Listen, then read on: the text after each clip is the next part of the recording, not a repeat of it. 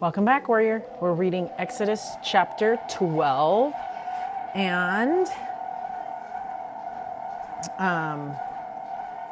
we're still in the plagues of Egypt, and we're going to read the chapter heading for Exodus chapter 12. Wait, is it 12? Oh no, maybe we're on 11. Hold on. Okay, we are in Exodus chapter 12, indeed. And so, yeah, here we go with the summary. It says, the Lord institutes the Passover and the feast of unleavened bread. Lambs without blemish are slain. Israel is saved by their blood. The firstborn of all Egyptians are slain. Israel is thrust out of Egypt after 430 years. No bones of the paschal lambs are to be broken. Okay. So, here we go. So this is the final plague that would become a ritual for the people to remember from this time forth. They will remember that the Lord delivered them from Egypt, but more deeply, they will learn that the Lord will deliver them from physical and spiritual death. They will begin to understand that the great I Am is also the deliverer and their redeemer. Okay, so from this point on, the month of their deliverance from Egypt will be the beginning head or chief month to be held in remembrance. Therefore, it was to be their new year. The month was Abib and is now known as Nisan, which is like April for us. We are currently in April. On the 10th day of the month, the Israelites were to take a young male lamb that is without blemish. Wait, what day are we on today? Today is the 11th. Ooh, wild. And keep it until the 14th day of that month. Then on the night of the 14th day, they were to slay the lamb. This is the part that I do not like. And then paint the blood of that lamb upon their two side posts and on their upper doorpost of the houses. Then the households were to prepare a specific meal in a specific way that was to be eaten after sunset. And since the Jews see the new day beginning at sunset, this meal would be eaten on the 15th. Okay, so we're getting really close to those days. Currently already past, we're like within that time because we should have already gotten the lamb. Because it says on the 10th day of the month, we would have gotten the lamb. So pretend we got a lamb yesterday. And then we're going to have this lamb until the 14th, which is really sad because I do not like killing animals. And so, anyway, here we go. We're going to read verse 1. So my family is very sensitive to animals and their dying. And so, pretty sure that this would not have been something that would have been easy for them to do. Okay. Whew. Okay, and the Lord spake unto Moses and Aaron in the land of Egypt, saying, this month shall be unto you the beginning of months. It shall be the first month of the year to you. So, all these things to us, right? Speak ye unto all the congregation of Israel, saying, in the 10th day of this month they shall take to them every man a lamb, according to the house of their fathers, a lamb for a house. And if the household be too little for the lamb, let him and his neighbor next unto his house take it according to the number of the souls, every man according to his eating, shall make your count for the lamb. Your lamb shall be without blemish, a male of the first year. Ye shall take it out from the sheep or from the goats, and ye shall keep it up until the 14th day of the same month. And the whole assembly of the congregation of Israel shall kill it in the evening. But like, you just became friends, you know? I mean, you've raised it since it was little, and now you're bringing it into your house. So it's kind of even more personal, right? Definitely symbolic. And they shall take of the blood and strike it on the 2 side posts and on the upper door posts of the houses, wherein they shall eat it. And they shall eat the flesh in that night, roast with fire and unleavened bread, and with bitter herbs they shall eat it. Okay, mind you, we went to a ward Easter party, and they were serving lamb and turkey or something, or chicken. I can't remember. Anyways, I thought it was beef, and I grabbed some, and somebody was like, "That's lamb," and I'm like, "Oh," like I can't. It just feels wrong. And I mean, I don't even own a lamb. I've never raised one. You know, I'm going to have trouble if we have zero food in the land. I'm going to have to kill something, and I am going to struggle with that. So it says, "Eat not of it raw, nor sodden at all with water, but roast with fire his head with his legs, and with the purtenance thereof." Okay. "And ye shall let nothing of it remain until the morning. And that which remaineth of it until morning ye shall burn with fire. And thus shall ye eat it with your loins girded, your shoes on your feet, and your staff in your hand. And ye shall eat it in haste. It is the Lord's Passover." Okay, so we're supposed to eat super fast. The Passover super fast. Interesting. I wonder why it's supposed to be eaten super fast. Okay. Okay, so the Passover meal, the lamb was supposed to be roasted with fire. So generations after, these Jews would eat the same meal in the same way as the Israelites who experienced this deliverance. Isn't that wild? That is called tradition for sure. The lamb was to be roasted with fire. This is the simplest method that every Hebrew would be able to do. The bread was to be unleavened. Leaven or yeast took time to rise, but the deliverance of the Israelites was so speedy, or was to be speedy, not allowing for the bread to rise. Oh, that's what it is. So the meal was to be eaten with bitter herbs. The bitter herbs should remind them of their bitter treatment and affliction in Egypt. Oh, we did a Easter celebration a while back when I was in the primary presidency. With my counselors, we organized this awesome charcuterie style Easter dinner, and it was so cool. We had all these fun things that were supposed to be representing of all these things. We did not have lamb because I don't like that. So we had a bunch of cold cuts that were like turkey, roast beef, and some people maybe got offended that I brought roast beef, or that we brought roast beef. And then we had ham, I think. Also, people could have been offended by that. Anyway, but I thought it was so fun because the bitter herbs actually tasted really good together, combined with the things that we were eating them with, which was like grapes and what else did we have the bitter herb with? I don't remember, but it was super good actually. I was like, oh, the bitter actually like made it better. Anyway, okay, so the bitter treatment and affliction in Egypt. Okay, the lamb, maybe they didn't have that kind of a good charcuterie style food, but I thought it was delicious. The lamb was to be roasted whole with not a bone broken.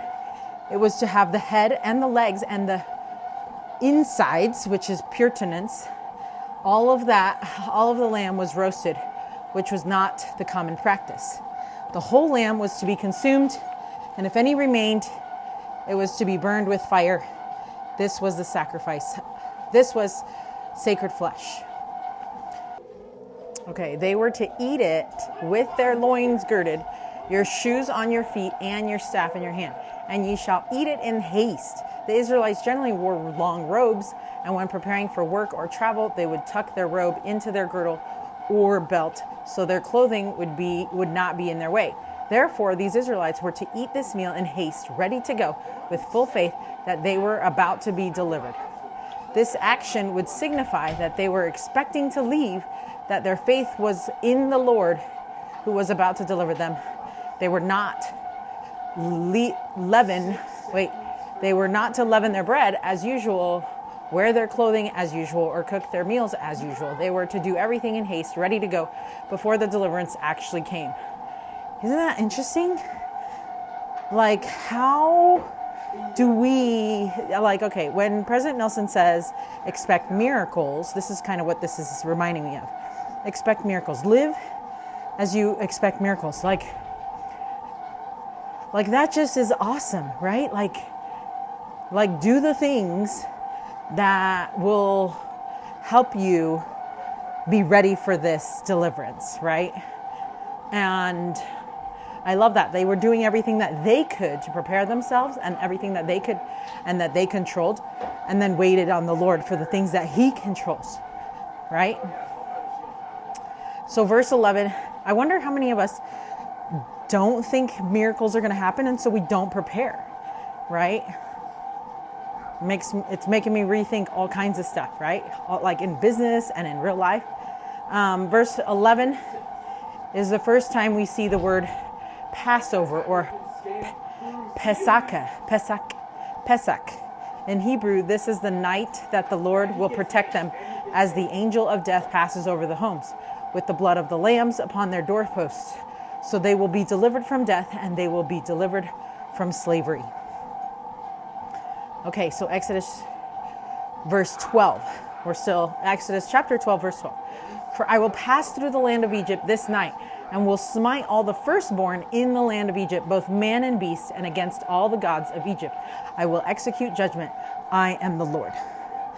And the blood shall be for you for a token upon the houses where ye are. And when I see the blood, I will pass over you, and the plague shall not be upon you to destroy you when I smite the land of Egypt. Okay, so you would have had to be really specific about stuff that you were doing to make sure that you didn't mess things up, right? Could you imagine so many people like, did I do this right? Did I do this right? Like triple questioning themselves if they did it right or not, right? And they didn't have like a website or like a checklist of things that they could do to make sure that they did it right. Or, like for cooking, dude, following instructions when I'm cooking is like the worst. I'm like the worst. I do not follow instructions to the T. And even though I'm not that great of a chef, like you would think that I, out of all people, should follow instructions because I burn things. But no, I still try to cut corners. And so they imagine these people, like I would have been wigging out. Like, I don't know if I did it right. I probably didn't cook everything the same way that I'm supposed to. And blah, blah, blah. I would have had so much anxiety. So just feel that anxiety, like people are about to die. If your family member could die or members could die if you didn't do this right. Like the pressure was on. Like if you ever felt anxiety, like you would that day. Like if you've never felt it before, you were feeling it throughout this time, right? And this day shall be unto you for a memorial, and ye shall keep it a feast to the Lord throughout your generations. Ye shall keep it a feast by an ordinance forever. Okay, so now the Lord is telling them, like, you've got to do this for generations to come. And so you're like, oh wow, I'm just glad Jesus came because that means he said everything was fulfilled when Christ came. So I'm glad that is not a tradition of our faith, right? Like I would be definitely reconsidering everything. Okay, verse 15, 7 days shall ye eat unleavened bread. Even the first day ye shall put away leaven out of your houses, for whosoever eateth leavened bread from the first day until the seventh day, that soul shall be cut off from Israel. What the? You would not, if bread was your go-to, you are not allowed, okay? They didn't even have chocolate. I would probably have bread as my thing back then because they didn't have chocolate. And so I would have been so sad. So sad for many reasons. And then it's funny because I think all the sad stuff would just be piling up so that in the end, I would feel great joy, right? Because that's how the Lord is. It's like we're going to experience so much sorrow, so much sadness, so much pain, right? And then if the level of our suffering makes the level of our joy even more, right? Like, I don't know. It's like a weird thing to explain. So like if you suffered like this much, your joy is going to be like this much. If you suffered like this much, your joy is going to be like this much, right? Like that's kind of like, I don't even know how to explain that. Okay, verse 16. And in the first day, there shall be an holy convocation. And in the seventh day, there shall be an holy convocation to you. No manner of work shall be done in them, save that which every man must eat, that only may be done of you. These are so many instructions. I would never be able to remember all these things. I'd be like, hurry, write this down. Verse 17, and ye shall observe the feast of the unleavened bread, for in this self same day have I brought your armies out of the land of Egypt. Therefore shall ye observe this day in your generations by an ordinance forever. Okay, now what? Like we're doing the whole Passover, and now we're doing this unleavened bread thing, and I'm confused. Right? Like you had me at like putting the lamb's blood over the post, and I don't know anything else that's going on. I feel like a child. Like I can't keep it all in my mind. Verse 18, in the first month of the 14th day of the month at even. Okay. So this is first month, 14th. So April 14th, because they consider this month to be the first month. So then we're talking about the 14th, right? Ye shall eat unleavened bread until the 120th day of the month at even. Okay, so until the 1 and 20th. So until the 21st day of the month, you're supposed to eat unleavened bread. But on the 15th or on the 14th, you're supposed to eat unleavened bread. But then on the 14th is when you're eating the lamb, but you're continuing to eat unleavened bread through the 21st. Yeah, I think I'm going to have to have Chad explain this to me better. 7 days shall there be no leaven found in your houses. For whosoever eateth that which is leavened, even that soul shall be cut off from the congregation of Israel. He said that twice. Whether he be a stranger or born in the land. Okay, so we're going to read a little bit about this. An ordinance forever. Okay. Dude, the hiking with this at an incline of 8.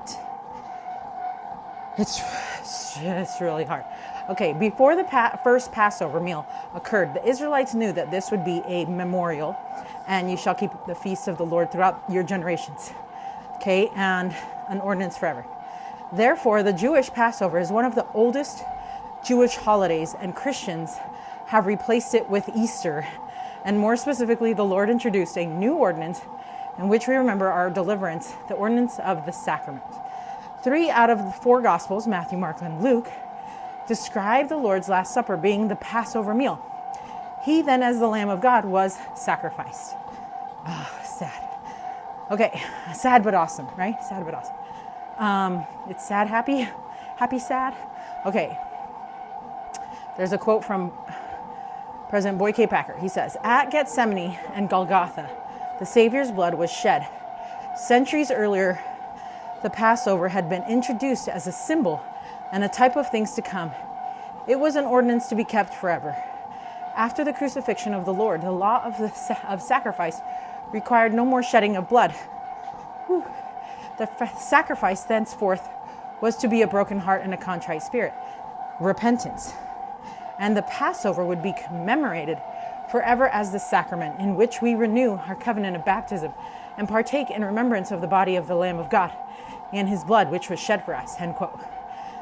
President Boy K. Packer, Atonement Agency Accountability, April 1988 General Conference. So the Passover, following the first one, should be more than a single meal. 7 days shall ye eat unleavened bread. In fact, leaven was to be completely removed from their homes, so Passover was to begin on the evening of the 14th day of Abib, which is April, and that would begin 7 days of unleavened bread. On the first of those 7 days, there was to be a holy convocation. The word convocation means an assembly, so they were to gather together for a sacred assembly. If you're not confused, I'm confused. It's okay. I hope you're not confused. So then verse 20, ye shall eat nothing leavened in all your habitations, shall ye eat unleavened bread. Okay, verse 21 now. Then Moses called for all the elders of Israel and said unto them, draw out and take you a lamb according to the family, to your families, and kill the Passover. And ye shall take a bunch of hyssop and dip it in the blood that is in the basin, and strike the lintel and the 2 side posts with the blood that is in the basin. And none of you shall go out at the door of his house until the morning. Okay, so now they have quarantine until then, okay? For the Lord will pass through to smite the Egyptians, and when he seeth the blood upon the lintel and on the 2 side posts, the Lord will pass over the door and will not suffer the destroyer to come in unto your houses to smite you. And ye shall observe this thing for an ordinance to thee and to thy sons forever. And it shall come to pass, when ye be come to the land which the Lord will give you, according as he hath promised, that ye shall keep this service. And it shall come to pass, when your children shall say unto you, what mean ye by this service? That ye shall say, it is the sacrifice of the Lord's Passover, who passed over the houses of the children of Israel in Egypt, when he smote the Egyptians and delivered our houses. And the people bowed the head and worshipped. And the children of Israel went away and did as the Lord had commanded Moses and Aaron, so did they. This is the part where I'm like, why didn't Moses tell Pharaoh to do that? You know? I mean, that was a lot of instruction, so maybe that's why he wouldn't have ever got it right. Verse 29, and it came to pass that at midnight, okay, hold on, wait. There's another quote from President Marion G. Romney.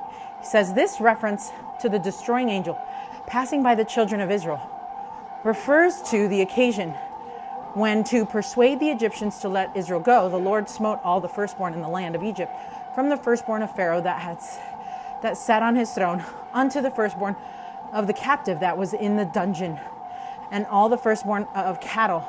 And there was a great cry in Egypt, for there was not a house where there was not one dead. Ooh, some vision that I just got is just picturing, do you remember when in the Avengers, when Thanos goes like that and like all kinds of random people die, but you don't know why? This is like what that feels like.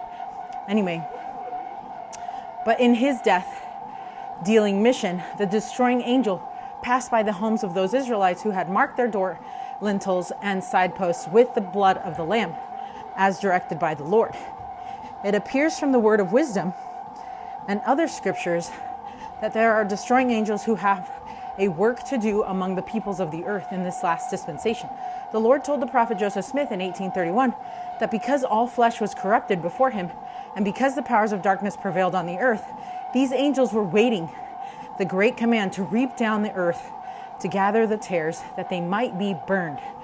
End quote. Oof. President Marion G. Romney, Trust in the Lord, April 1979 conference report. Okay, so now we're on verse 29. And it came to pass that at midnight the Lord smote all the firstborn in the land of Egypt, from the firstborn of Pharaoh that sat on his throne, unto the firstborn of the captive that was in the dungeon, and all the firstborn of cattle. And Pharaoh rose up in the night, he and all his servants and all the Egyptians, and there was a great cry in Egypt. For there was not a house where there was not one dead. Doesn't that just make you so sad?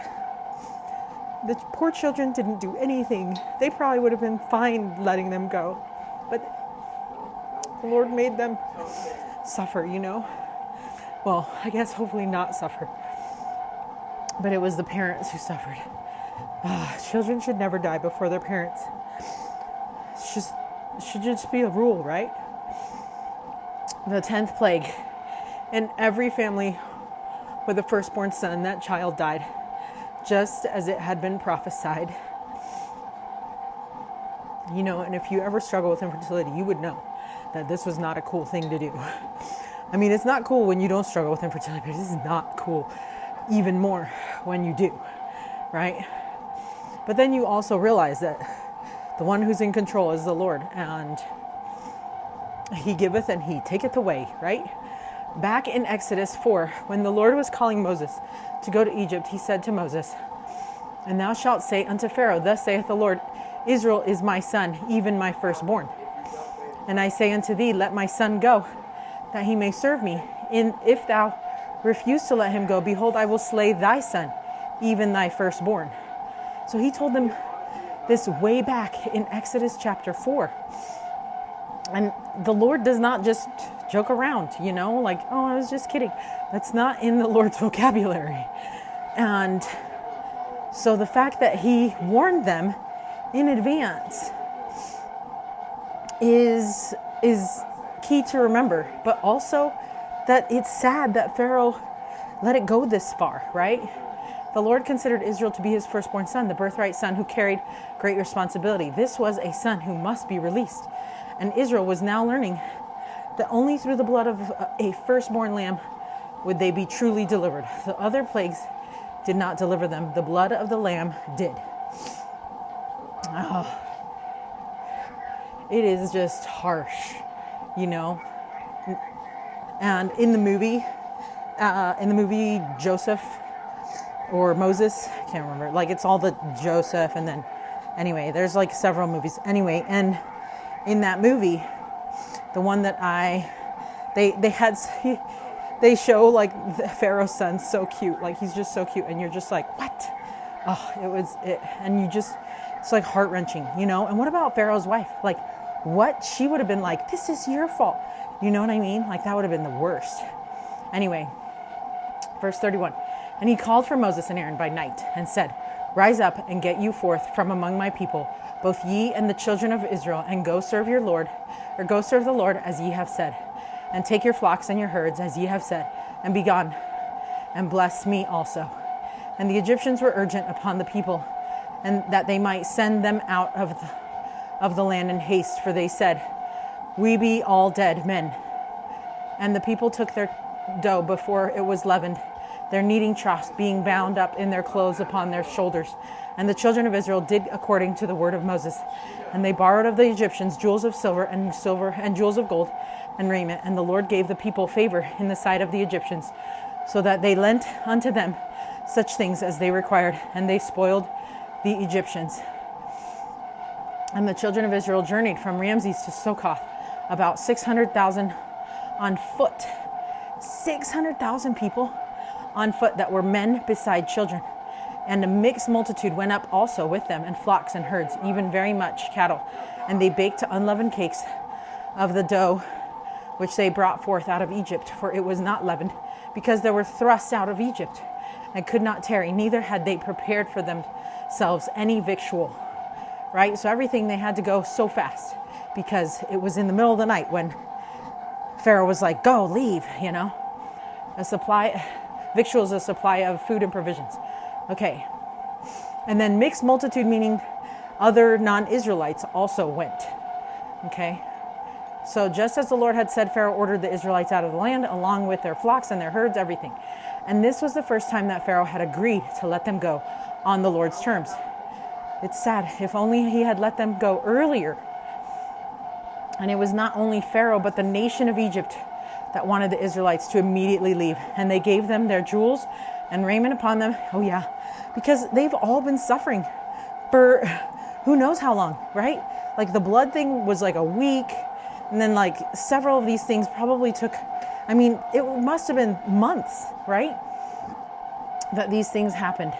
Because, yeah, anyway, like, because messages, you couldn't just text somebody and be like, Aaron, Moses, come back, right? So it was like, go send somebody to go get so-and-so. And then by the time they come, and, you know, like, it's just like one of those things that it's like, had to be like at least a month for all the plagues to transpire, or even more, I think longer. So yeah, by this time, everybody was like, let them go, And they left with such haste that the Israelites took their dough before it was leavened. And I like to think that the other non-Israelites were some Egyptians that were really good friends with Israelites, right? Like that would be a cool story to follow or to create or something, where it's like an Egyptian friend with an Israelite kid who, like, the Israelite kid would tell the other kid that they need to do this so that their house will be protected because he was like the oldest child or something, and it would be like they were besties, and then he was just trying to protect his best friend, and then they actually were able to protect him, and then like that everybody else, and then somehow he's able to convert his whole family because of the fact that they did the thing that was told to do, that the Israelites were told to do, but because they followed the instructions just the same, that he could go with them. And then the Egyptians instead, they were like, I'm coming with you, and then they would dress in like regular clothes so that it wouldn't be like they knew that they were Egyptian, but then later they find out, hey, I'm actually Egyptian, but totally have believed that the Lord is your God and our God now too. And you know what I mean? Like that would be like such a cool story to share, and that they grow up and it's just like an awesome like love story. Like, I don't know, I think that would be kind of cool. I mean, I guess it's like a guy, it's like the girl is the Israelite and the guy is Egyptian, right? And then that could be like the story, because that would be cool that way. And they were like best friends, but then, because they're growing up together, but then like the Egyptian doesn't ever want to like beat up on her or anything because it's his friend. And, anyway, like, don't you think that would be so cool? It would be like a really good movie, I think. Okay. Or story. Maybe we need to flesh this out as a cool story. Romantic story. Okay, verse 40. Now the sojourning. Wait, am I there? Yeah. Verse 40. Now the sojourning of the children of Israel who dwelt in Egypt was 430 years. And it came to pass, at the end of the 430 years, even the selfsame day, it came to pass that all the hosts of the Lord went out from the land of Egypt. So they'd been there 430 years. Crazy, right? Who knew that Joseph was going to deliver all those people? And then now that they needed the deliverance.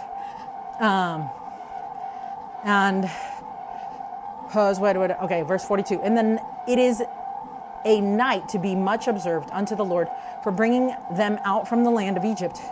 This is that night of the Lord to be observed of all the children of Israel in their generations. Now, I don't know if you knew this, but back in the day, they did not have electricity like we do. They can't just walk across the street with lights, the street lights or street lamps lighting everything. It was like, if they left at night, that's like pitch black.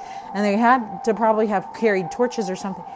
And I don't know about you, but like I would forget all kinds of stuff. We hiked Mount Timpanogos a while back. And in order to hike Timp, you have to leave at like 2 a.m. or 3 a.m. or something crazy. So it's pitch black and you only see the moonlight. Luckily, we had some light noise from like the city, but still, like, it's 3 a.m. There's hardly any light. So we had to take like headlamps, and even with that, we went the wrong way.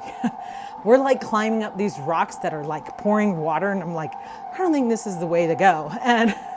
But we, obviously we were making it, and it was like, we're just going to go wherever. And that's probably like what it was for them. It was like, they don't know where they're going. Like, they just got to go one direction, and that's the direction they're going. And hopefully they get there, right? It's like, you're just trusting everybody that's following Moses and Aaron. And so the Lord, let's see. And the Lord said unto Moses and Aaron, this is the ordinance of the Passover. There shall no stranger eat thereof. But every man's servant that is bought for money, when thou hast circumcised him, then shall he eat thereof. A foreigner and a hired servant shall not eat thereof. And in one house shall it be eaten.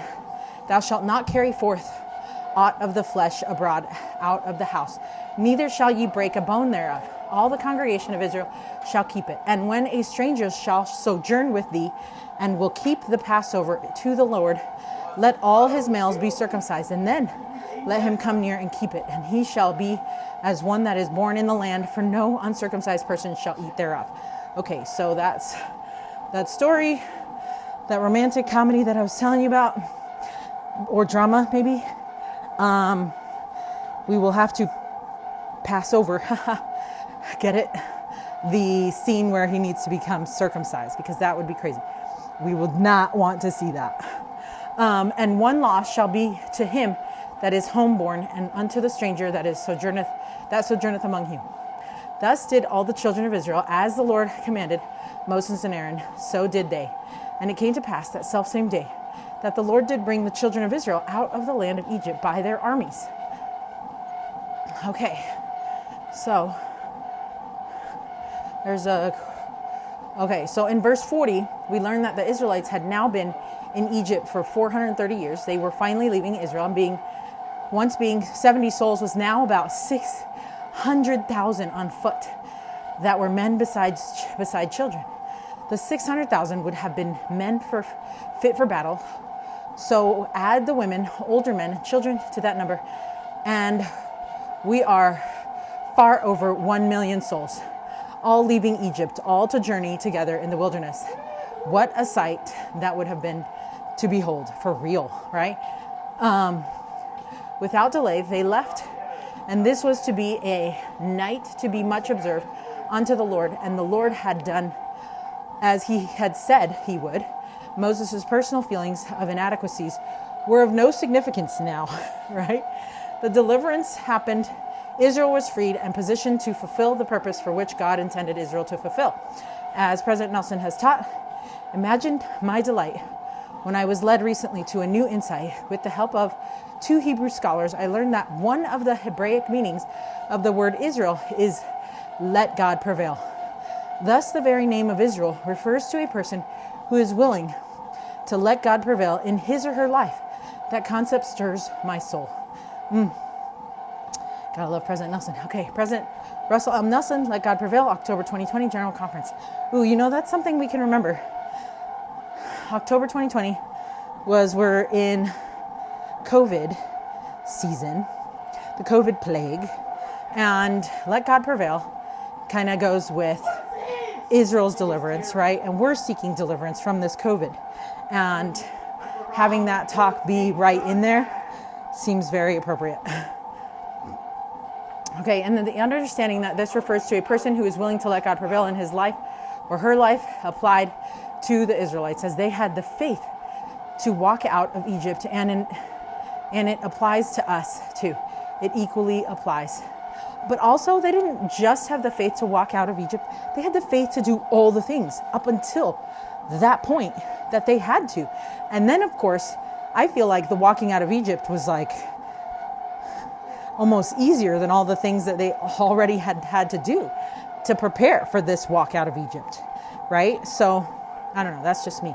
And although the walk out, I feel like the hardship that the Israelites experienced before they were released, so the fact that the Lord was making it harder on them, I wonder if that strengthened them to be able to do this harder thing, which is to prepare the lamb and do the whole thing and do the unleavened bread and then finally, like, this Passover and the meal and then leave, right? Like, I feel like it was more, I feel like the harder, when they experienced that harder level of torture, if you will, before the plagues started. Remember, everybody was like, we thought Moses was going to deliver us. And Moses was like, I thought you were going to deliver the people. But really, maybe it's just that the Lord needed to strengthen them just a bit more. And because they needed all that strength to be able to train them to do this harder thing. Because leaving with all your junk probably is not an easy thing. I hate moving, so I can only imagine that would be, like, just imagine for like a teensy smidge how hard that would be, because I cannot imagine how hard it would be. So anyways, okay, that is it for Exodus chapter 12. We're going to read it, live it. Okay, and it says, when I see the blood, I will pass over you. The blood wasn't a symbol, the blood wasn't just a symbol. It was a covering. Protection came through sacrifice. Faith marked in the blood of the Lamb. Be covered. Ooh, and that kind of reminds me of our temple garments that we use that cover us and that represent Jesus Christ for us, and how much we want Christ and his sacrifice to cover us and cover our sins and cover our sacrifice, cover our pains and sorrows, so that we can experience that greater joy that comes. All right, that is it. We've almost walked 2 miles, which is awesome. So until Exodus chapter 13, stay strong, warrior.